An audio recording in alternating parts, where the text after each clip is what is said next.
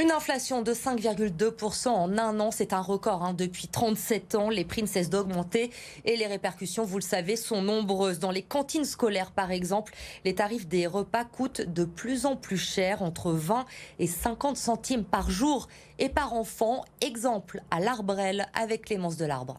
Et si manger à la cantine scolaire devenait bientôt un luxe? Dans cette école primaire de l'Arbrel, les prix des repas ont été augmentés en mars dernier et ils le seront encore à la rentrée prochaine.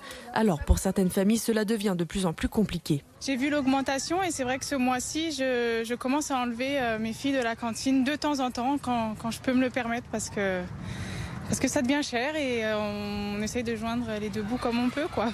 Mais pour la plupart des familles, impossible d'arrêter totalement la cantine. Il faut donc se résigner. On fait avec.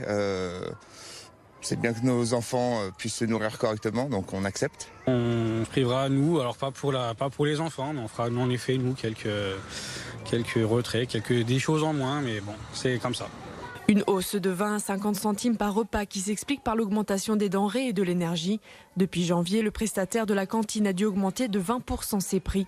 Impossible pour la mairie de tout encaisser. C'est une charge importante pour la commune qui n'était pas prévue au départ, donc, et qui s'ajoute aussi à toutes les charges supplémentaires qui nous incombent. Donc il a fallu bien évidemment qu'on trouve une solution pour répartir la charge équitablement entre justement les familles utilisatrices de la cantine et la mairie qui se doit aussi de maintenir un service public de qualité et accessible à l'ensemble des familles. Pour limiter l'envolée des prix sans impacter la qualité des repas, la mairie réfléchit à des alternatives, comme se fournir directement chez les producteurs locaux.